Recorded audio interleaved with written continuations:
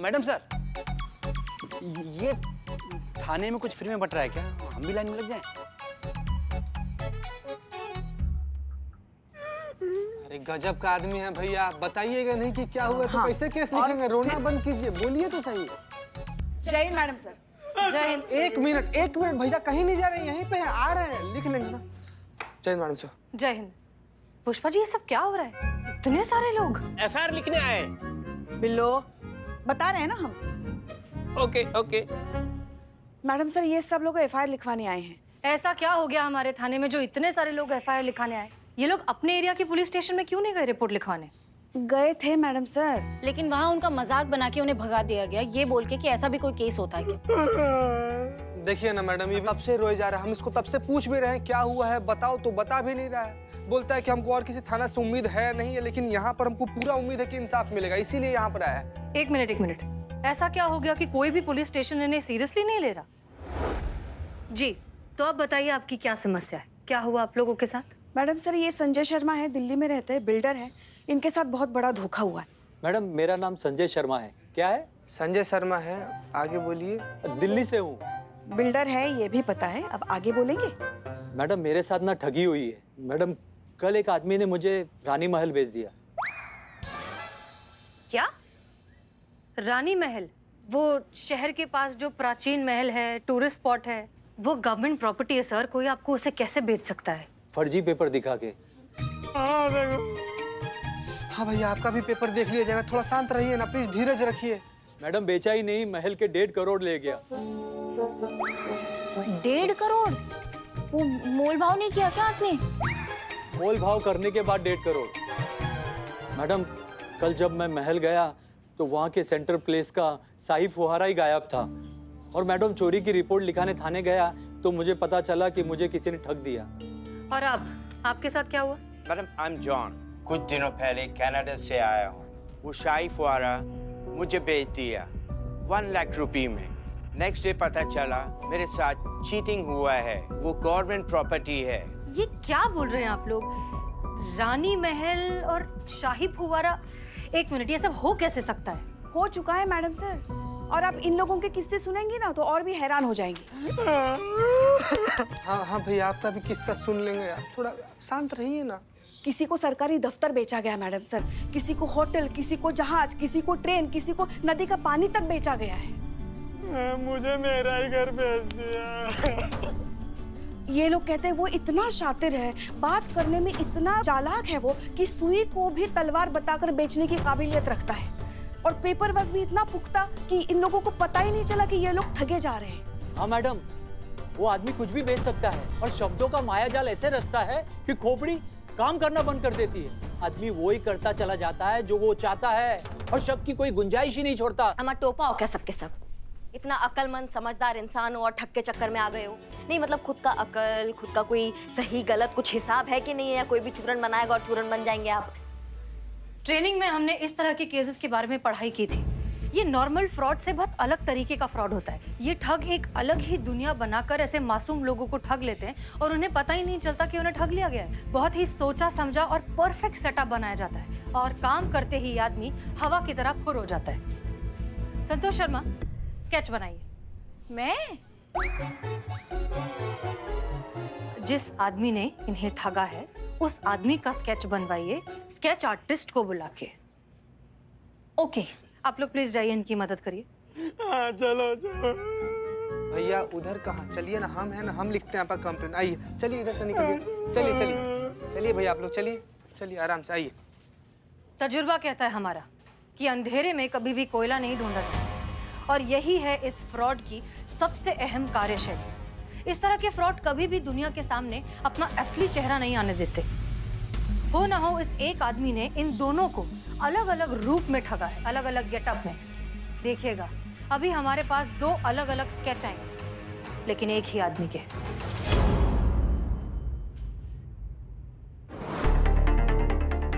आप ठीक कह रही थी मैडम से, ये दोनों स्केच देख के लग रहा है कि दोनों अलग अलग इंसान के जरिए ठगी के शिकार हुए हैं। ये दोनों अलग अलग नहीं, एक ही आदमी है, अलग अलग गेटअप में।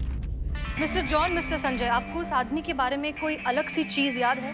कोई बात करने का तरीका, कोई अंदाज या फिर कोई फिजिकल मोमेंट, कुछ भी जो नॉर्मल से थोड़ा अलग हो। अंगूठी। अंगूठी।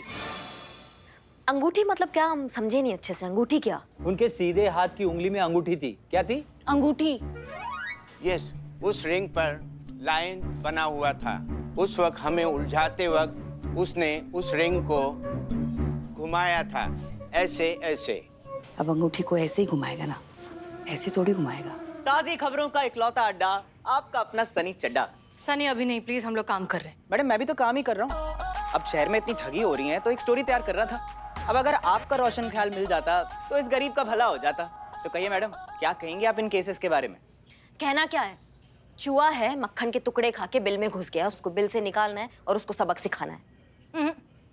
हमें इस आदमी को बिल्कुल भी कम नहीं आंकना चाहिए। आपने नोटिस किया कि जिन लोगों को इसने लूटा है वो कोई राह चलते लोग नहीं हैं, अच्छे खासे पढ़े लिखे लोग हैं। अगर वो इन लोगों को रानी महल और शाही फव्वारा बेच सकता है तो सोचिए वो कितना शातिर होगा। वो शर्तिया जानता होगा कि हम उसे पकड़ने की पूरी कोशिश करेंगे, इसलिए बिना सोचे समझे हमें इसमें हाथ नहीं डालना चाहिए। इसका मतलब आप लोग केस नहीं लेंगे? लेंगे लेंगे। करिश्मा सिंह, हमारी राय में फिलहाल आपको कोई भी स्टेटमेंट देने से गुरेज करना चाहिए, जल्दबाजी होगी। एक्सक्यूज मी, ये केस कौन सॉल्व करेगा? हाँ, एक मिनट भाई साहब, आपको बताते हैं। हमको ऐसे क्यों लग रहा है मैडम सर कि आपको इस केस में रुचि नहीं है? अगर ऐसा बात है तो हमें कोई आपत्ति नहीं है ये केस लेने में। आप चाहे तो हमें इस केस का जिम्मा दे सकती हैं। इसका मतलब केस आप ले रही हैं? आप प्लीज शांत रहेंगे?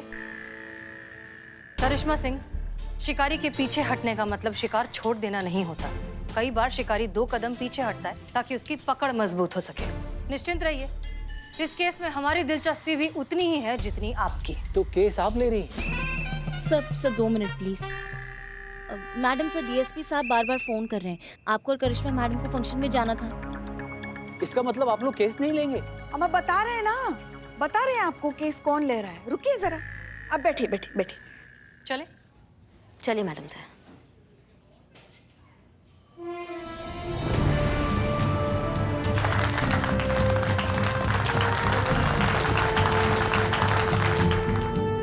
हम आप सभी लोगों का अभिवादन करते हैं। अब तक ये समारोह लखनऊ शहर के सभी पुलिस थानों के सभी पुलिस कर्मियों भाइयों के साथ मिलकर मनाया जाता रहा है, किंतु इस महामारी के कारण हम कुछ ऑफिसर की उपस्थिति में ही ये समारोह मनाने जा रहे हैं। पुरस्कार वितरण समारोह का शुभारंभ करते हैं।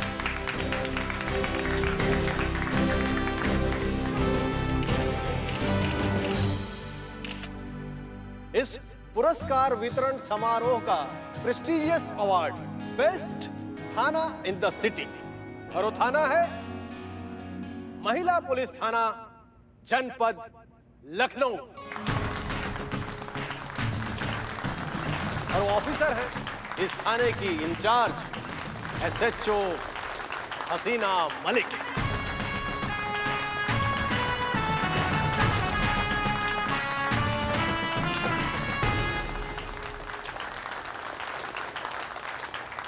सर हम कुछ कहना चाहते हैं। हाँ कहो, क्या कहना चाहती हो?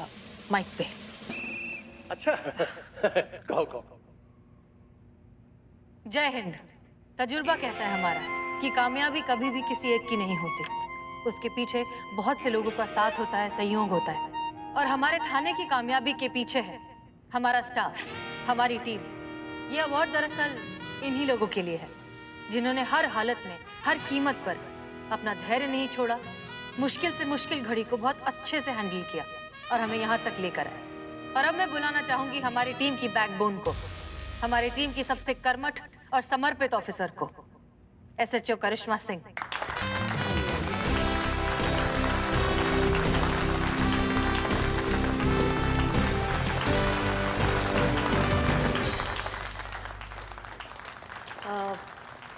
आप सब जानते ही हैं कि हम स्पीच नहीं दे पाते हैं क्योंकि हम नर्वसिया जाते हैं माइक को देखकर। क्या करें, स्ट्रेट इंसान है ना, स्ट्रेट बात बोलते हैं, जो दिल में होता है वो बोल डालते हैं, इसलिए डरते हैं कि हमारा कभी कोई बात किसी को बुरा ना लग जाए।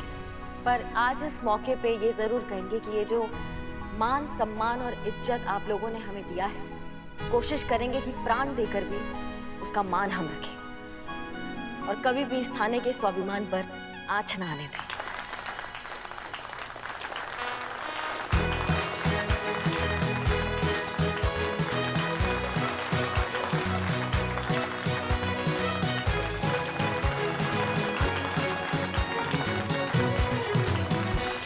हम सब जानते हैं तुम्हारे थाने में चीटिंग का केस आया है। अपने लेवल पे जो बन पड़े, जितनी तहकीकात हो सके वो करो, लेकिन ज्यादा सीरियसली लेने की आवश्यकता नहीं है। पता है पिछले 8 सालों में ऐसे कई केस आए विभिन्न थानों में, जानते हो कुछ हाथ भी नहीं आया, थाने की बदनामी हुई सो अलग। 4 SHO तो मुझे सस्पेंड करने पड़े इस ठगी के केस के चक्कर में। अरे वो सॉल्व भी नहीं कर पाते थे तो हमको जो है सस्पेंड कर देना पड़ता था। जय हिंद सर। अरे जय हिंद जय हिंद जय हिंद।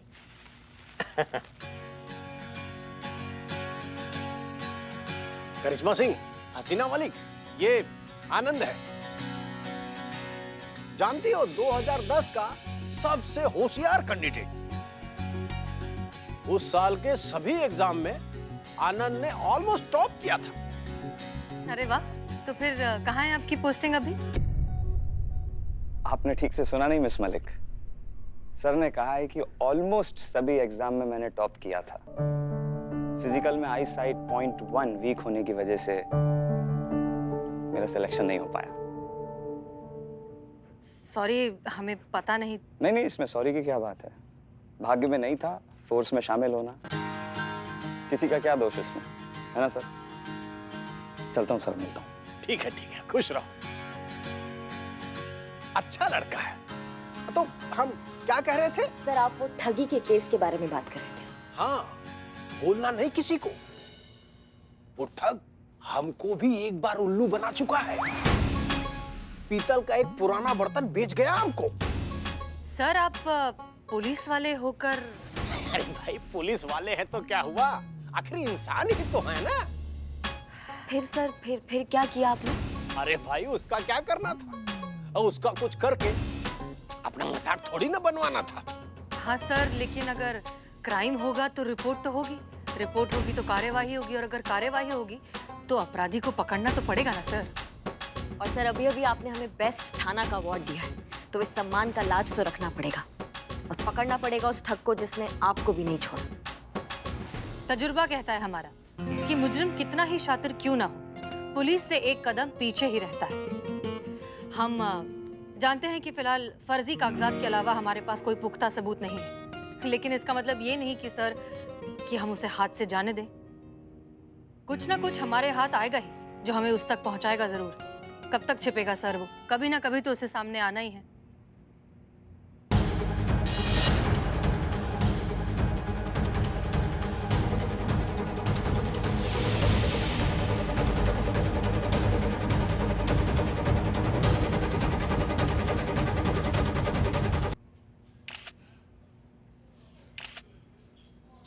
संतु जी, हमारे साथ फोटो ले लीजिए ना संतु जी। क्या है कि हम अम्मा को भेजेंगे ये वाला फोटो। वाह, एक तीर से 2 शिकार। बहाने बहाने फोटो भेजी जाएगी और फिर बात आगे बढ़ाई जाएगी, है ना? एक सेकंड, फोटो खींच के अम्मा को भेजने से बात आगे कैसे बढ़ेगी? अमर जड़ बुद्धि। क्या हुआ?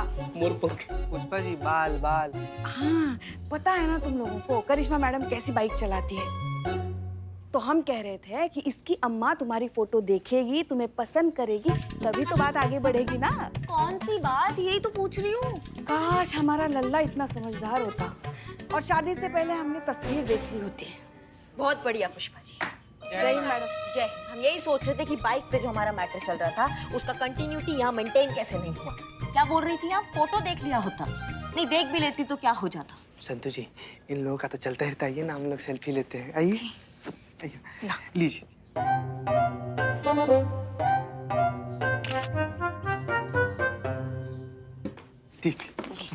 Thank you Santu ji, thank you very much. वाह, अंतिमतः तुझे स्वीकार कर ही लिया। स्वीकार किया कि अपराध किया बिलौटे हैं? और तुम्हारी शकल अच्छी नहीं, कम से कम बात तो अच्छी कर लिया करो बे। हम लोग सेल्फी ले रहे थे। ना अदरक खाना, कितनी घटिया वाहियात चाय बनाई आपने, आपको पता है? आपको हो गया आप सबका? जय हिंद मैडम सर। जल्दी जाओ। क्या कर रहे हैं आप लोग? कल ही हमारे थाने को बेस्ट थाना का अवार्ड मिला है और आज आप लोग केस सॉल्व करने की बजाय, कोई क्लू ढूंढने की बजाय, कोई रास्ता निकालने की बजाय इस तरह बैठकर टाइम पास कर रहे हैं। इस तरह हम डिपार्टमेंट की उम्मीद पर खरे उतरेंगे? हमारे पास सबूत के नाम पर क्या है? सिर्फ कुछ चंद फर्जी कागज और चेहरे के नाम पर 2 आधे अधूरे स्केच। ऐसे केस सॉल्व करेंगे हम?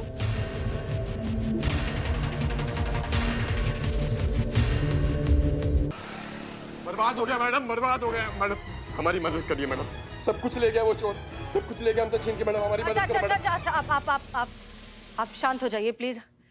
आप लोग केस की तफ्तीश जारी रखिए। आप बाल ठीक करिए। हाँ जी मैडम सर। आप चलिए अंदर केबिन में। मैडम हमारा नाम प्रवीण है, हम पेशे से एक डॉक्टर है। कल हमारे पास एक पेशेंट आया, हमको ये देकर गया।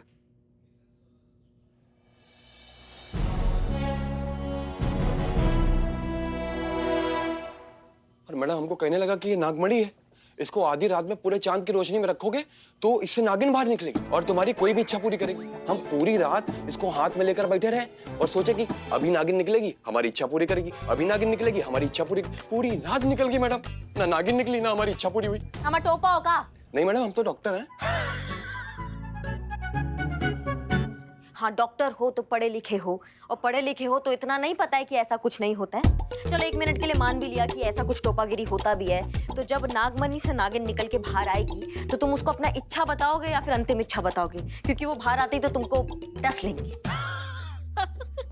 मैडम हम क्या बताएं, हमको तो कुछ समझ ही नहीं आ रहा है। मतलब वो आदमी जो हमको ये कांच का टुकड़ा बेच कर गया ना, इतना स्मार्ट, हैंडसम और स्मार्ट टाकर था ना कि हम कब उसके जाल में फंस गए हमको समझ ही नहीं आया। हमारे जैसा ईमानदार, पढ़ा लिखा, हैंडसम लड़का जब उसके झांसे में आ गया तो समझिए कितना शातिर आदमी होगा वो। मैडम कुछ करिए, हमने बहुत ईमानदारी से पैसा इकट्ठा किया था कि हॉस्पिटल खोलेंगे गरीबों के लिए, लेकिन सारा पैसा लेके चला गया वो। अच्छा, आप प्लीज शांत हो जाइए। एक बात बताइए, ये जो आदमी था, क्या उसने लेफ्ट हाथ में कोई अंगूठी पहन रखी थी जिस पर शेर का चेहरा बना हो, जिसे वो इस तरह से घुमा रहा हो? हाँ मैडम, वो बात करते करते ना अपने लेफ्ट हैंड में ऐसे ऐसे घुमा रहा था वो। घबराइए मत, आपको आपके पैसे वापस मिल जाएंगे, ये हमारा वादा है।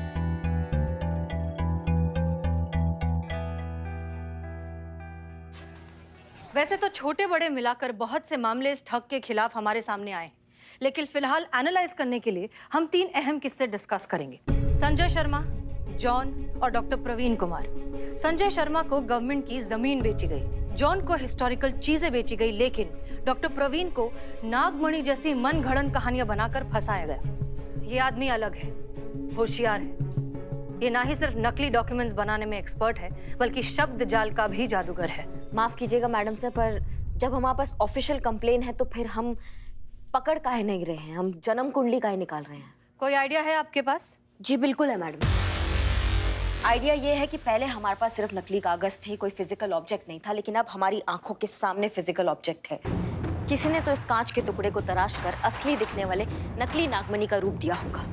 अपने नेटवर्क को थोड़ा एक्टिव करते हैं, पता लगाते हैं ये कौन है, दबोच के लाते हैं उसको थाने में, केस क्लोज्ड।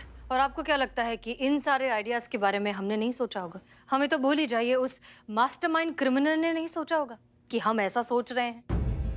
ये आदमी आपकी हमारी दोनों की सोच से कई गुना ज्यादा चालाक और होशियार है। हम उसे किस तरह से, किस रूट से पकड़ने की कोशिश करेंगे, ये वो पहले से सोच कर बैठा है। मगर मैडम सर, कुछ तो करना पड़ेगा ना। पुष्पा जी, हमें पहले उसके दिमाग के अंदर घुस के ये समझना होगा कि वो सोचता कैसे है, किस तरह से प्लानिंग करता है, किस तरह से अपने शिकार चुनता है और फिर कैसे उन प्लान्स को एग्जीक्यूट करता है। 1 मिनट मैडम सर, मतलब पहले सोचो, फिर जांचो, फिर परखो, फिर निकलो।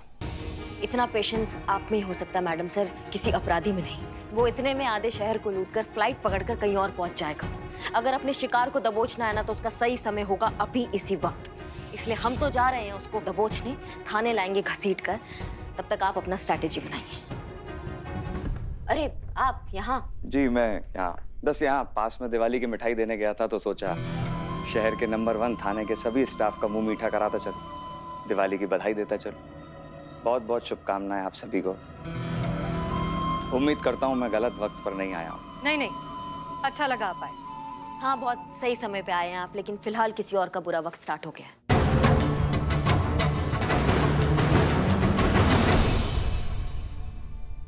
काफी खराब मूड में गई है, सब ठीक है ना? नहीं, सब ठीक है, वो है ही ऐसी। काफी सीरियस डिस्कशन चल रहा था, राइट? आपको कैसे पता? पुलिस वालों ने ड्यूटी के काबिल भले ही ना समझा हो, ट्रेनिंग पूरी शिद्दत से की है। इतना तो अंदाजा लगा ही सकता हूं कि मामला थोड़ा गड़बड़ है। ये मिस्टर आनंद है। अम्मी ने भेजा है?